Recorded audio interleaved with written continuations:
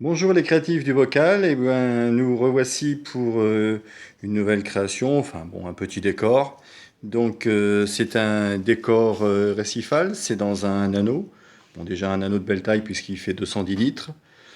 Alors ici, la particularité, c'est que chez les récifalistes, on n'aime pas le sable, hein, parce qu'on veut un fond qui soit propre, facile à siphonner pour éviter des phosphates et puis plein de choses un peu désagréables, donc qui polluent les bacs récifaux. Donc par contre moi je n'aime pas c'est la vitre du fond nu, parce que ça fait un peu bac hôpital.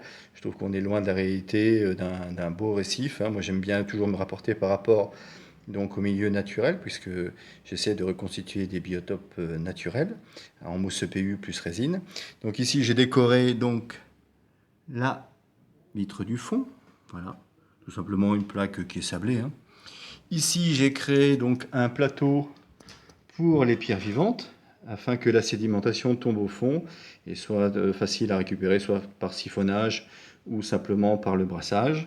Alors ces brasses sont amovibles, ils sont interchangeables, ils sont fixés donc sur un socle central. Ils peuvent être collés bien évidemment.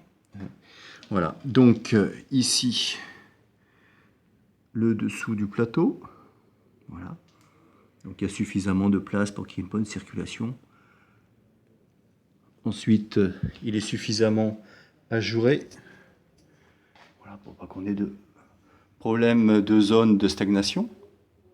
Voilà. Ici, au niveau du décor, c'est un décor qui est extra fin. D'accord. En épaisseur, il va faire 3-4 mm. On a ajouté donc ici des plateaux, voilà, avec des trous. Parce que c'est pareil, je trouve que c'est plus naturel bon, bah, de faire une greffe directement dans une enclave que de lui mettre un petit socle, hein. Ça fait, je sais pas, ça fait présentoir. Enfin, j'aime pas ça, c'est pas naturel, c'est pas ce que je vois en plongée. Donc ici, j'ai déjà prévu pour mes futures greffes, hein, j'espère. Donc voilà, hein, des petits trous pour qu'elles viennent se mettre, voilà, et prospérer donc à différentes hauteurs selon des besoins des coraux, hein. Ici, bien sûr, on a la surverse. Donc le peigne n'est pas encore collé, hein, comme le décor n'est pas encore collé, parce que je me demande si je vais le colorer, parce que je l'aime bien comme ça, à l'état naturel. Alors ici, on a une place qui est très peu décorée, et c'est voulu, parce qu'il ne faut pas oublier qu'ici vont se loger donc les pierres vivantes.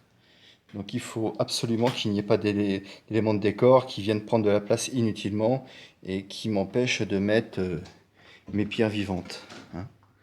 Donc voilà, ici une vue sur le côté. Voilà.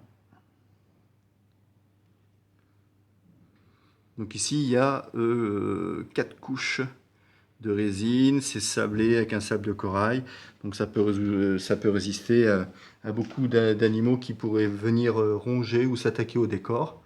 Voilà. Et il n'y a pas encore le vernis qui est mis, hein. Voilà.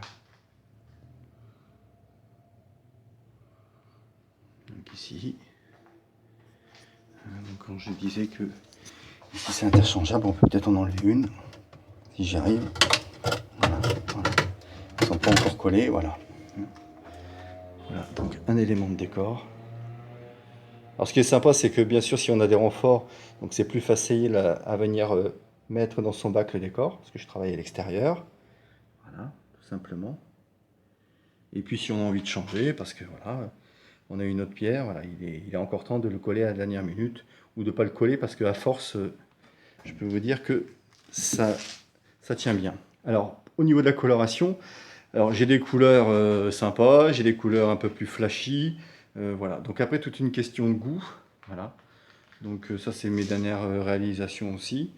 Donc voilà ce que ça peut donner. Là, c'est un petit peu plus soft, hein. Ici, c'est une décante qui est faite tout en polyester.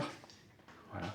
Et celle-là, elle est costaud, hein, celle-là. Là, même les nigères peuvent venir ronger. Il n'y a pas de souci là-dessus, hein. Ils vont se faire les dents. Voilà. Voilà ce que ça donne. Donc ici, voilà. Ici c'est pareil. Petite décante. On a fait différents plateaux. Voilà. Donc on a essayé de placer aussi, comme on reconstitue des biotopes, les couleurs pas au hasard. Par exemple, on sait que tout ce qui est jaune, etc. et tout, c'est souvent c'est en surplomb, hein. On ne peut pas les avoir comme ça de face, hein. Donc on essaie de faire attention à tout ça. Voilà, on essaye. Donc là, c'était des essais de nouvelles couleurs que j'avais eues, donc j'ai voulu faire un peu des essais. Bon, j'avoue que c'est un petit peu flashy, mais bon. De toute manière, il n'y a pas de souci avec ça parce que si votre bac tourne bien et qu'il n'y a pas de souci, tout ce qui est la coralline, bien sûr, en premier, va venir prendre place sur le décor. Ensuite, il y aura très certainement quelques mousses. Et puis, il y aura des algues encroutantes, il y aura un tas de choses. Et par expérience, je sais qu'au bout de 6 ou 7 mois, si vous avez vraiment un bac qui tourne bien, qui est bien ensemencé, il y aura une patine, on verra plus rien. Alors c'est vrai que pour la vente, ça c'est plus vendeur, c'est plus accrocheur au niveau de l'œil. Mais franchement, au bout d'un certain temps, voilà, on voit plus grand-chose. Écoutez les amis du Créatif de Vocal, voilà.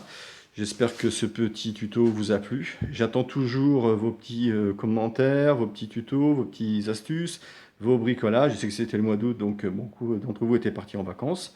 Donc voilà, on continue et on espère voilà, une année et une rentrée surtout prospère. Voilà, à bientôt. Et puis, eh ben, je dis à bientôt. Voilà.